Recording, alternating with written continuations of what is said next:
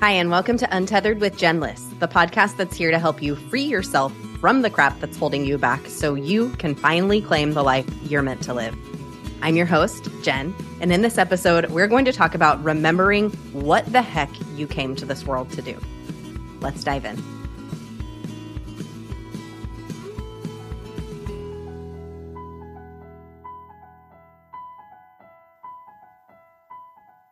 Hey, it's Jen.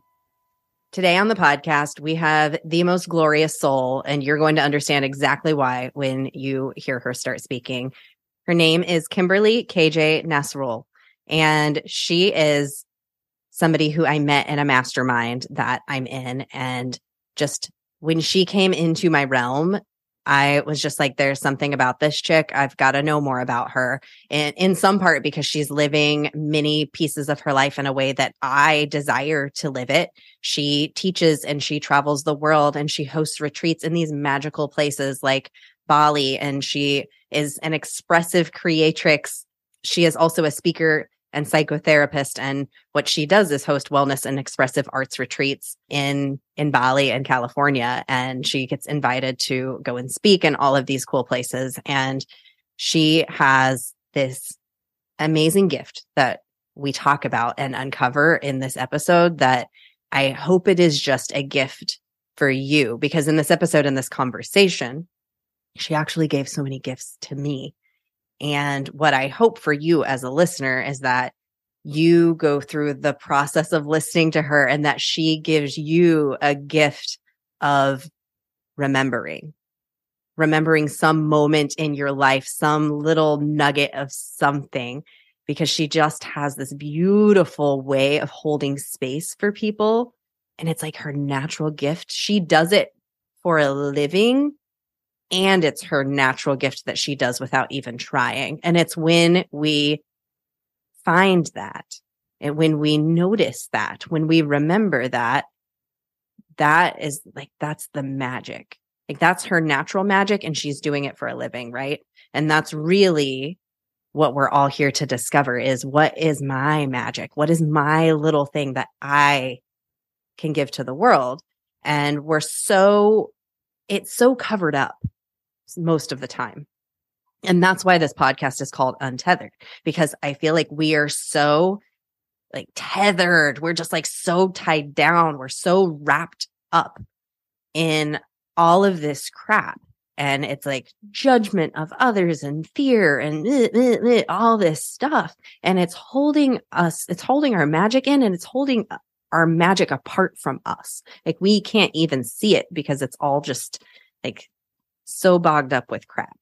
And so my desire and my calling to earth, my reason for being here is to help you let go of some of those things, release some of those things so that you can see that magic and live your life like KJ is.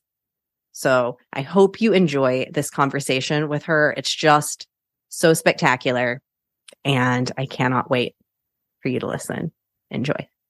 Everyone, welcome to the podcast, the magical KJ. Oh my gosh. I'm already giddy and giggling. This is going to be so good. KJ and I like to talk about magic. You're just going to, if you're into magical creative things, this is the conversation for you.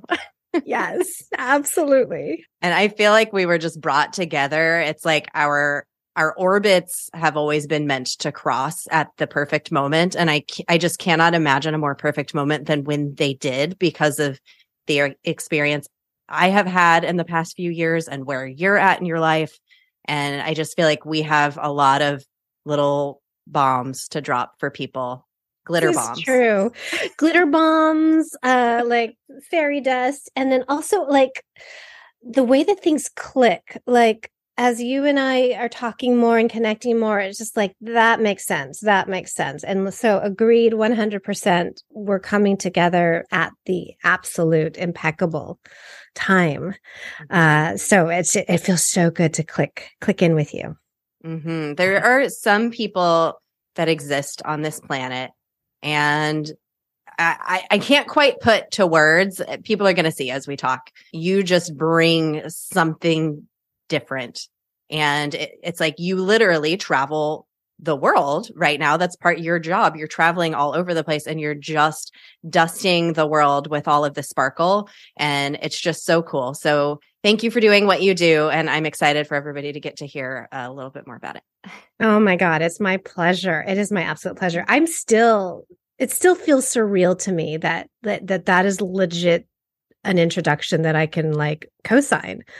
Of like, that's right. Yeah. I was just saying before we started that, oh yeah, give me a week and I'm gone again. I'm going to be on the other side of this planet. Bali, y'all. Bali. Yeah. Bali. It doesn't hurt. It doesn't hurt. It's not a bad thing. But that's the reality. Like I can say it in my everyday conversation and that I do. And it's not a brag and it's not like to lord over or compare. It's just like, this is a part of my job. This is what I get to do now. So yeah. So thank you. Thank you again for just taking some time and connecting today. I always love spending time with you. So likewise. And I think that the listeners of this podcast, and I was telling you a little bit before we started, the listeners are me, right? Like we're drawn to the topics that I have on this podcast because it's the things that I'm drawn to. And my biggest challenge in life has been I feel like there's more for me, but I just feel like there's so much to get through to get there. I can't see the clear path of getting there. I desire to travel the world, to speak on stages, to write a book, to do all of these cool things. Or even just to have a job that I love. I just want these things, but it feels like they're not there yet. And so it's a cool moment to have you on the podcast as like your culmination of life events have led you to being able to actively do this. You teach, what was it that you taught in Scotland? Was it a creativity workshop? What were you doing there? It literally was. It was similarly to what I think we're going to get into later today, but it was a creativity, photography, and art festival. And I was teaching on returning to these self-compassionate moments so that we can be the artists, the photographers, the creatives that we know we can be. So, yeah. So, okay, let's first, before we dive into that, the gift that you're bringing all around the world, how did you tell us a little bit about how you got to this? Did you always dream of being able to travel the world? Like, how'd you get here? Yeah, it's such a good question because I'm only just now finding language to describe these paths that have opened up. I can recall loving. I will 100% credit my mother. I was raised by a single mother. My brother, me, and my mom, we were this tiny nucleus family. Not a lot of money, not a lot of options. And yet my mom somehow made options for us to see different parts of the world. It might have been as simple as like, I have a sister, we know someone that's in this area. Let's go and see them. And instead of just driving, not that there's anything wrong with driving. Oh my God, there's amazing things and magic around driving. But instead of driving or flying, we're going to take a train. So just to try different possibilities of getting from point A to point B. So that was sort of introduced to me at a very young age. I would say the first major trip I took was a train ride up through Wyoming and Montana so that we could see the Great Geyser in Yellowstone. And I remember like needing to take school off because we're going to take a couple days to do this. And nobody in my like friend group or grade group classroom. So this is like third grade. Like this didn't seem interesting to them, or it seemed so foreign to them that like no one really talked to me about it. Cause I'd be like, oh, I'm going to go and I'm going to be on a train and I'm going to see buffalo. Never seen buffalo before in my life, but things like that. There was always a newness and a curiosity about what else was out there. So that could be, again, I think it was absolutely nurtured by my mother. She certainly made that an availability to me, but I think there's something deeper, deeper, deeper too that we'll probably get to either today or someday. There is something about returning home in an ancestral language. I think I come from a long tribe of wanderers and travelers, nomads. And so I feel like I'm most authentically me when I am nomading, when I'm traveling. Yeah, that coming back home, that's so interesting. How is that showing up in your life beyond Traveler, is it? It's interesting because it's a dynamic right now. Like in this moment as we're talking, I'm actually finding that I can loosen tethers to where my quote unquote house and home is right now. I'm in the Bay Area, San Francisco Bay Area, but for the first time ever, most likely because of these travels of the last quarter for me, for the first time ever, I'm considering possibly packing up and leaving the Bay. It's almost like I know that I can always come back to a place of home, but it doesn't necessarily have to be a specific location like Oakland or San Francisco, California. So travel, I think, opened me up to the possibility that home can be a fluid understanding. Mm-hmm. Yeah. That's so fascinating. I actually really love this because what has come for you, it's almost like this, you've been coming home to yourself in so many ways. And that has actually like untethered you from your actual home. It's like, oh, now you know, so you can go now. Yeah. And so much of it, and you talk about it like the remembering. Do you feel like this is that idea that you have about the remembering? And can you share what you mean by that? Oh my God, 100%. It is the remembering. Okay. So I was blessed and I'm so grateful for the opportunity to come and teach and speak for a creativity festival in Scotland last fall. So end of October. And I'd never been to where this is located. I haven't been to the UK. I've been to Europe, but I have not been to the UK. So certainly not Scotland and definitely not the Scottish Highlands specifically. And so the moment I landed and we drove from the little airport in Inverness, Scotland to where the festival was taking place in the Scottish Highlands, I was in tears because even though I'd never been there before, I knew that some part of me had found home or a place to land there.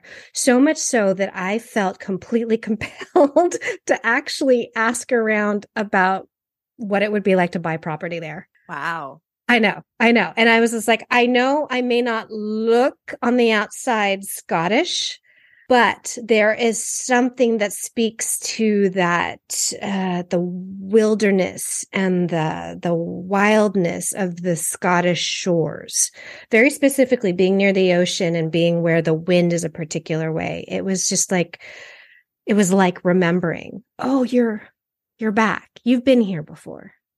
And, do you ever have those moments where you're like, I don't know if we would call it deja vu, but there's that moment of like, oh, I've connected here before. Some part of me has connected here before. And I certainly felt that with Scotland. And then that just sort of opened up because after that, no joke, maybe a week and a half, 2 weeks after my return from Scotland, I found myself in the Pacific Northwest on the wild Oregon coast, which is a whole other thing. And I had the same experience there. And we can get into that probably one day over tea or something stronger.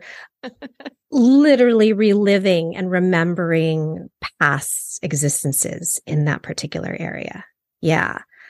Definitely there's something about the coast and ocean and island that's always been. So almost an echo and touch base to your first question. I've known at least that I always need to be near the ocean. I need to be near the sea. And so there's a wildness that really, really speaks to me. And so Scotland and Oregon, and then of course in the return to Bali, which we'll get into, I'm sure at some point. It's again, touching point on like, it doesn't actually matter geographically as long as I have a couple of these elements that I'm connecting up with and that I feel resonant with. Yeah. So literally thinking about buying property like everywhere else, but in the Bay Area.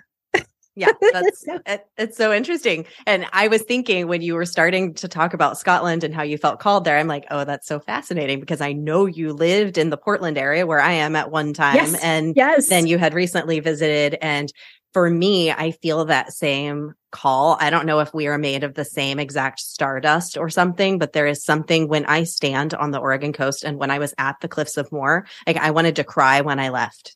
Because there's just this powerful magic. Maybe we're just edge people. Yes. Edge people here. Yeah. Where are my edge people at? Here. I love that. Maybe, but there is something, it sounds to me like that you are also acknowledging that coastal wildness as well. Yeah. There is a wildness there. And I think that the way I've thought about it when I'm standing there on a cliff, staring at it and just like feeling it. And I feel this way at a waterfall too. It's why I'm obsessed with waterfalls. I can feel the untethered earth. Yes. Like I can just feel that it's just moving and powerful and it frees me of something that I feel I think my grounded energy is I'm so grounded in many ways that it's like I'm almost too tethered. And there's something about the power of moving water that just, it's like I shake it off a little bit. Water. Oh, that's very specific. And yes, I'm nodding. And yes, I'm co-signing on that. I'm curious, are you familiar with Ayurveda and the doshas? And if so, do you know tell what you tell are? us. Nobody on this podcast has heard about that from this podcast. Well, as a disclaimer, I'm not as well versed as I would like. So take this with a grain of salt. I just know a little bit more about what I am. And so one of the doshas or one of the ways of being in this world in Ayurveda is called kapha. And it's literally earthy. It's earthy energy. And then there's vata, which is air energy. And oftentimes you'll know it when you meet a person who has a vata disposition, a vata dosha, and you'll meet it in someone who has a kapha disposition and dosha. There is this groundedness, and then there's this earthiness and kapha. And it's wonderful because you are connected, you are tethered, and you can be too tethered. You can find yourself going, I'm not going to lift out of this. I'm going to stay in here and I'm going to sink into this. And so there could also be elements of depression involved with that because there's literally, I don't want to move. I don't want to move. I don't want to be anything but grounded in this. And the not opposite, but maybe the complementary dosha is vata, where I said it's in the air, it's in the mind. You might even hear or know that some people are sort of scattered. I'll say the word airy. And so it's like the opposite of being tethered and grounded of I'm over here and I need to be grounded. I need to be pulled down. So it's a really complementary piece. Pitta is another dosha, and I believe Pitta is the fire. And so all of these doshas, of course, respond to, or they correspond with the elements. So we've got earth, air, fire, and water. So I wonder if water is yours. Now, for some reason, it is escaping me what the water dosha is. And of course, we all have all of it in us, but there's a primary dosha that we have. So as you were speaking to the tethering and the grounding but then also the moving water, I was curious if you were kapha. Well, I've been actually uncovering this. It's fascinating to me that this comes up right now in this conversation because in my breathwork course, that's some of what we're learning is how to bring that energy in with our breath and how to connect into those different energetics from air and earth and the fire and the water energy. And what I think, and a healer told me this years ago, and I didn't understand what the hell she was talking about, was that I'm actually fire, but I have like an over-resourced ground. So there I it have is. grounded. Okay. I've grounded it, but who knows? I'm curious that this is coming up now. It's obviously when something keeps coming up in your life. And if a listener's hearing this too, if any of this is like so interesting because I heard a while back, like, it keeps circling around to us until we start to listen, or it kind of leads us down the path of learning. Absolutely. So absolutely. If you want to know more about Ayurveda and the doshas, there is a woman and a healer. I've worked with her. It was years ago, actually, but her name is Sahara Rose. And so she has a podcast. She has a really wonderful podcast, and she has oracle cards and several books on Ayurveda. Maybe check that out. And I'll link her in the show notes. So if anybody's curious about it, thanks for going down that rabbit hole with me. Does any of that have to do with the idea of remembering? Where is that kind of fit in your creative process? Just circling back to that again, Yes, it absolutely informs my availability and curiosity to research more. Let me explain. Yeah. Like you were saying, there's something about conversation bits or gifts that people feel like, oh, this is something you should know right now, or this is something that maybe would be helpful for you. Ayurveda and these conversations about the elements of the elements, for me, that ties into ancestral work, and that ancestral work ties into my work as a trauma psychotherapist, but also in breath work, in which we've talked about how we can open ourselves up enough to say, and I'd be interested in knowing more about what this thread is pulling or what this thread is calling out of me.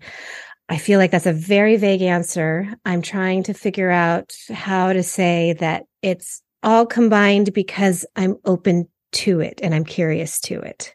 Yeah, which is what we talk about a lot, is following your curiosity and where it leads you, and that's where the fun is. There's something that's calling to you, and that's why you're curious about it. And sometimes we can just put this hard line and not want to explore, and sometimes because that it's a little scary, maybe to start exploring.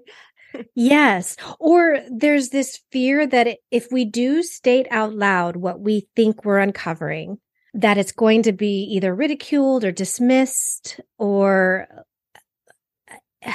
so if I say to you, because I know exactly what you mean when you say that you are standing on the coast, you are standing on the cliff, and you are overseeing this, you are feeling the wind, you see the water, and you're like, and I'm home, and you start to weep. Not everybody would be available to receive that information without some sort of judgment, or some where you might be pulled out of it and not feel safe to share that was your experience. But like you said it to me right now, and I'm just like leaning forward, wanting to crawl into the screen with you and be like, yes. I know exactly. I've experienced that yesterday, Well, I did send you a DM the other day about how I was talking to a tree. So we've reached this certain level of openness and curiosity in our friendship. Totally. And I was like, oh, right on. What'd you learn? What would the tree say? And I was just like, can the tree come on the boxer? Can the tree talk to me? It made so much sense to me. And I just loved that we could just have that exchange, right? Yeah. Like, for instance, similarly to when I went to Scotland, when I went to Oregon, and I was on the coast, I felt most connected to my ancestry and to what was pre-verbally available to me, whether it's past lives, whether it's before the womb. I feel that understanding, and I guess we'll call it remembering, when I am in these particular elements. I need to be in the wind, and I need to be near moving water. So there's a more specific answer to your beautiful question. Yeah. Yes. Which brings me to the next question. What are you here to do? Like, why do you think you've been brought to this earth? I am to hold space for you, for everybody else to figure out and remember what they're here to do. That is succinct and beautiful in every way. And that was the most succinct I've ever been. You helped me get there. Yeah, I'm here to help you drop into your stillness and reconnect, hold that space so that you can remember what you're here to do. Yeah. Heck yes. Heck yes. So if somebody doesn't know that they need to remember, like, I don't know if do I need to remember? Like, I remember just fine. What are you talking about? I know what I ate today, I remember my social. I don't remember just fine. I forgot to feed my dog the other day. My husband's like, did you do this, this, this? I'm like, I do not remember. Actually, no. Thank you. Yeah, no, totally. Yeah. Oh, it is interesting what we do remember, right? Okay. Yes, please. You were going somewhere very intriguing with this.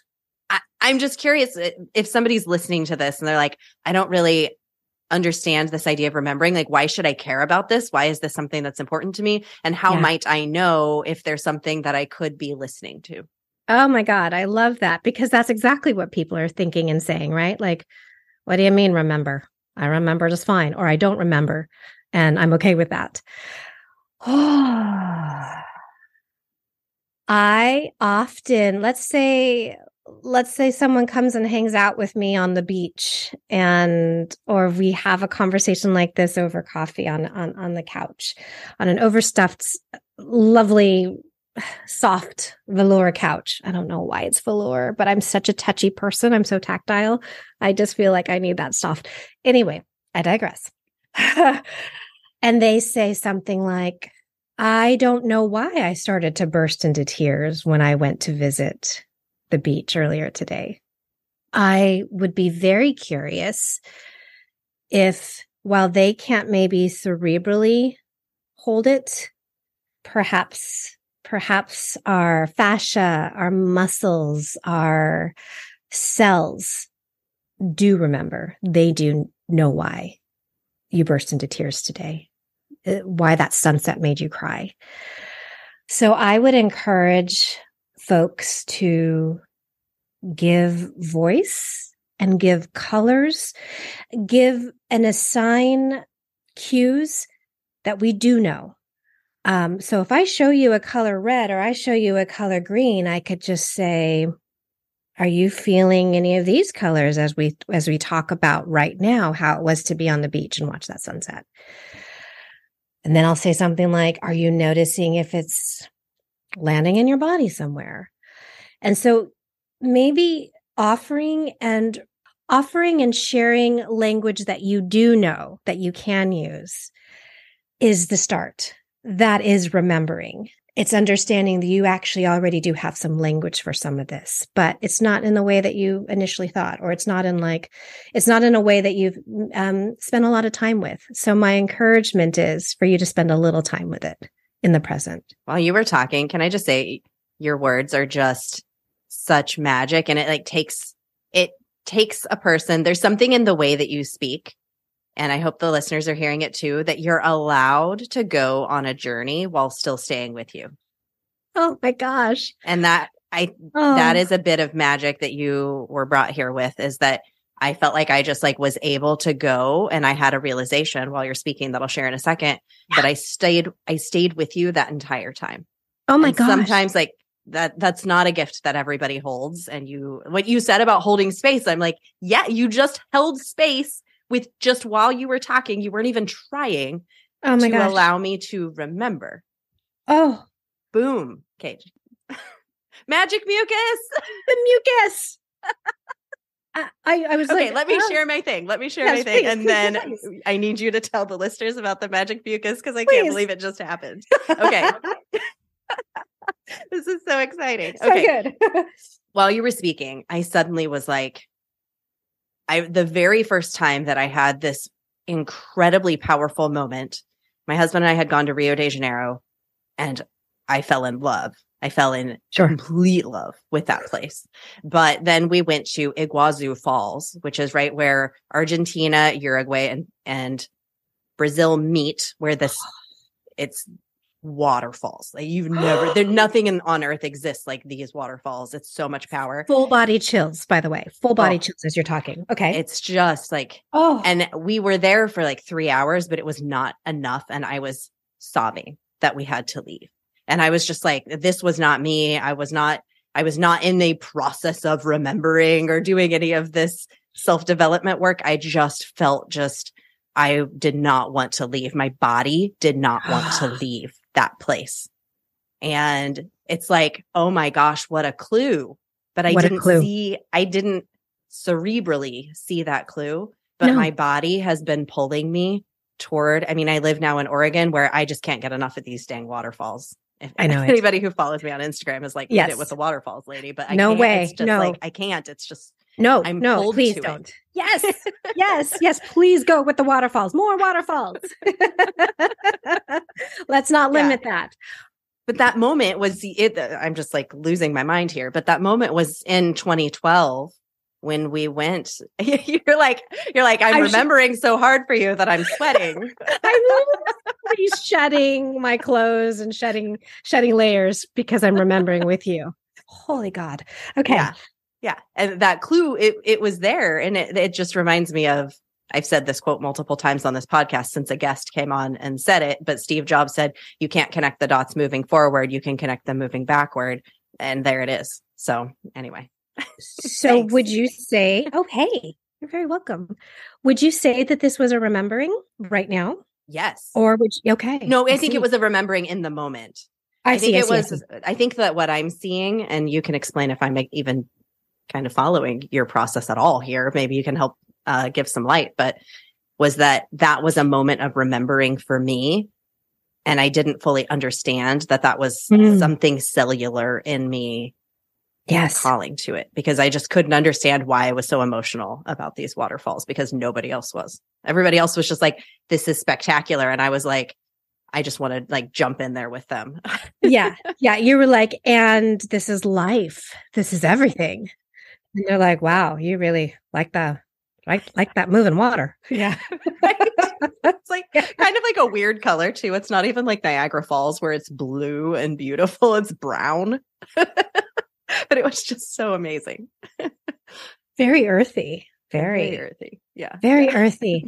So what I might do with something like that, not might, I'm going to do it right now. I'm going to ask you, as you're telling me this story and having this realization, what are you noticing in your body at present? Oh, as I told you the story and right before you said you had chills, I felt tingles from like my stomach all the way down to my feet. And now that we have discussed it a little further, it feels very just grounded and kind of yummy. Is yummy yes, yummy is a great word. It's very interesting. I'll share my observation that it was moving towards the earth. It was earthbound versus, say, airbound or outside. So that's a clue as well of it reminding you. I love, by the way, I don't know if I've ever said this. I love the name of your podcast. But these tethers, these roots, these connectors to the elements, and in this case, to ground. I think that's a clue. And it's just to notice that. Do they have any colors? These chills and sparkly tingles moving towards the earth? If it had a color, it would feel blue. Yeah. And blue like the color of the ocean? Yes. Blue like the night sky? Tealish blue. Like maybe not teal. Yeah. Like the color of that light blue Post-it note. Yeah. The light blue Post-it notes. No, because you said that. Room, so. Yeah, because you said that. And office supply nerd here. Yeah. I know exactly that color. And that's interesting because is that color what you associate with the joy of putting up Post-its? I don't know. There is a meaning behind everything that you just said.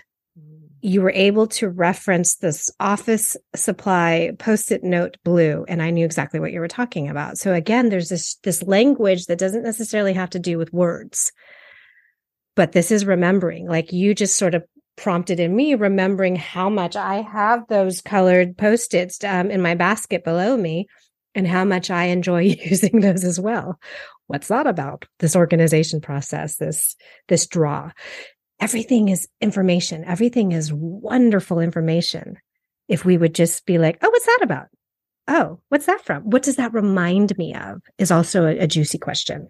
What does that remind me of? Where does that lead us? Where does this level of this inquiry that we can do in a moment or in our daily lives or in a moment of maybe noticing, where can that lead us? Oh, it could lead us to so many more rich conversations. Suddenly you realize that this is just the beginning and you have now some more threads that you would like to pull on and research. And so if we were working together, I would say something like, let's bring this to the paper.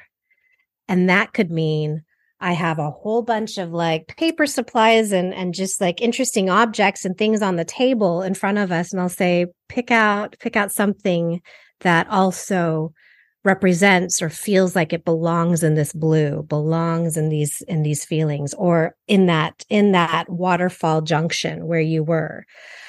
Let's get more language. So now we're getting into the visual realm.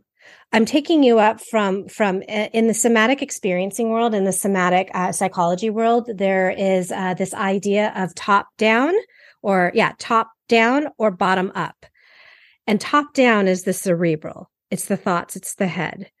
Bottom up, of course, is, our somas, our bodies.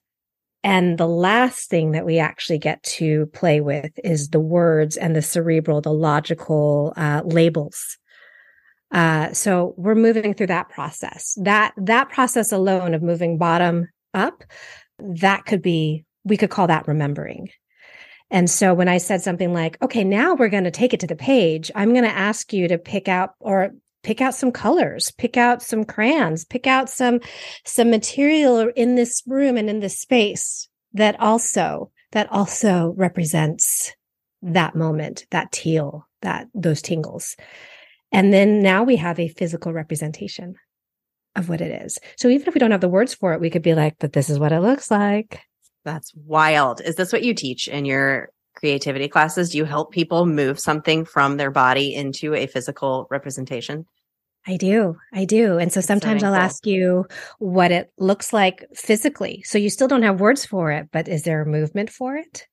Like, I think I even saw you sort of wave your hands when you were like, they were like these tinglies. Great. We'll use that gesture to sort of drop you back in. If you're having any trouble, or you're like, I don't know how to explain it, but you have a gesture, boom, I get that language. I understand what you're saying. I'm fascinated, KJ. Yay!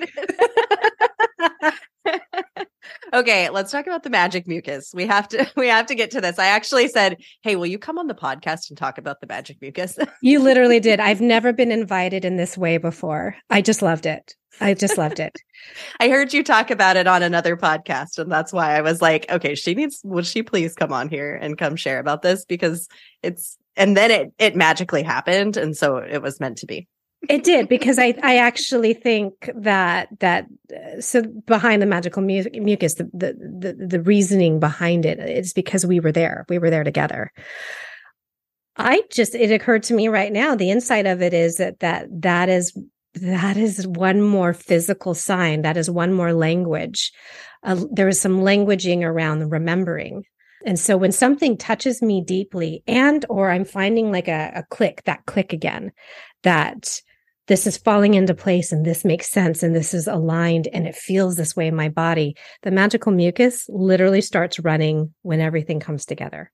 So that's what just happened when you were speaking about the sunset when you were just speaking about being on the edge and being on the cliffs and then these waterfalls and, oh gosh, my nose literally started leaking. It's like the sexiest thing, I've got to tell you, where this mucus just the sexiest tell. Yeah, it is the sexiest tell. So that's why you and I I think are both drawn to that magic. It is magical mucus because it is literally more language. I typically know that something is right and that something is right for me when my nose starts running. Okay, since I heard you say it, it just really stuck in my mind, first of all, because I love alliteration. Second of all, because it's really weird. And yeah, right. Because it made me really curious. So I started paying attention for myself. And something my husband and I have been actively doing is connecting at a deeper level. That's one of my big goals this year, especially with our relationship, is to, and he's editing my podcast. So he gets to say this. I'm trying, honey. We're working on this. But I will notice when we have a moment of we just dropped in together, yes. It happens. I'm like, oh, there's something in the back of my throat is what it happens. It's like not out my nose, but yeah. Yeah. Mucus the magical mucus may show up differently, probably will. So I was going to say, is this like a sexy phlegm? We'll need to do something with alliteration. Yeah, But fabulous phlegm. I don't know. fabulous phlegm. Or like, is there an itchiness to it? Like, I really love exploring textures. I like to use all of the senses, and so being very sensate and sensational. Yeah. Is there like an itchiness? Is there like a thickness? Is there a color? So all those things. So that could be a conversation or an inquiry that you have when you feel it again. The whatever's coming to the back of your throat. I can't wait for listeners to start paying attention to this for themselves and to be like DMing me about their. Oh, totally. And be like, mucus. so I've been hacking up. Yeah. Phlegm. Is this the magical mucus? I mean, it really could be. Or you have a cold. I mean, I don't know. Or you have a cold.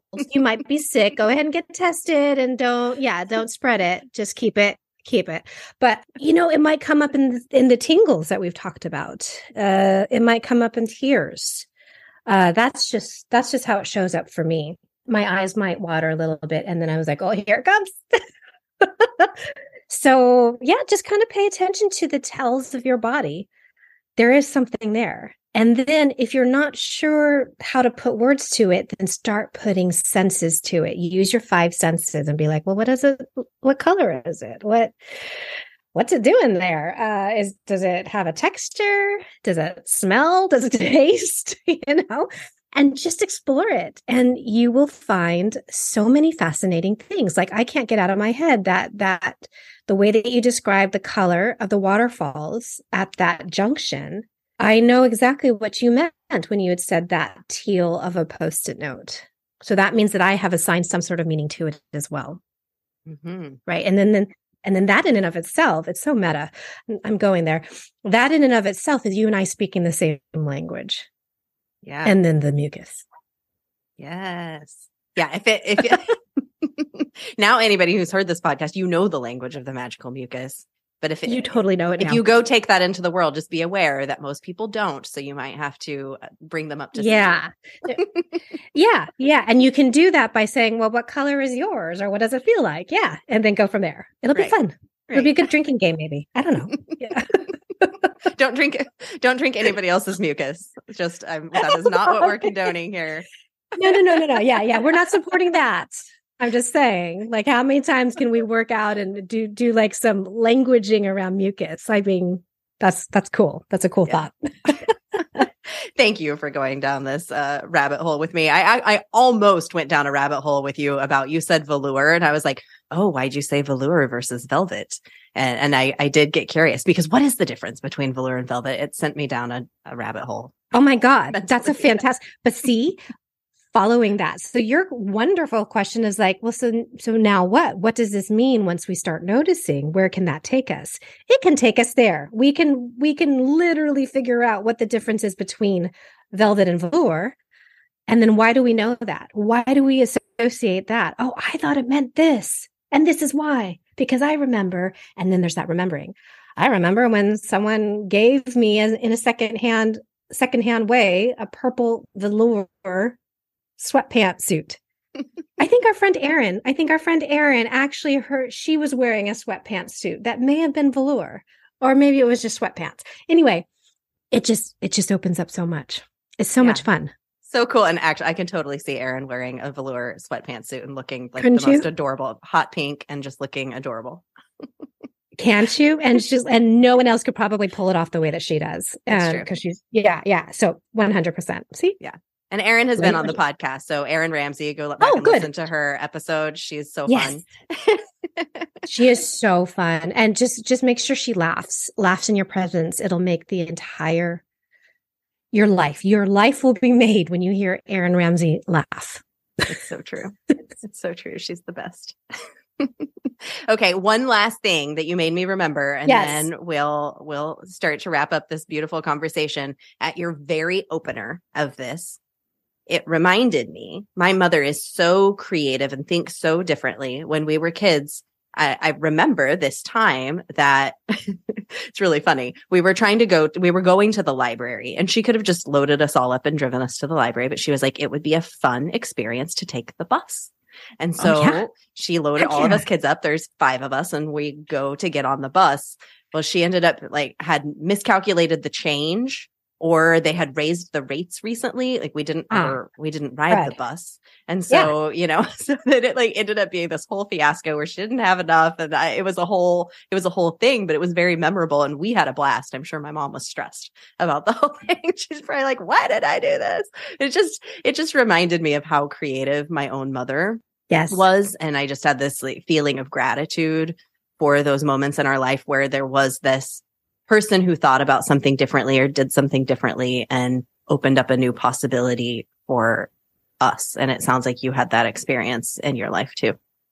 Yeah. Just knowing that there were options, that it was more than just black or white, or not even that, but just it's choice A or choice B. It's like choice A, B, C, D, E. There are availabilities that, not everybody sees it that way. And I can understand why. There's actually also some safety in keeping choices limited.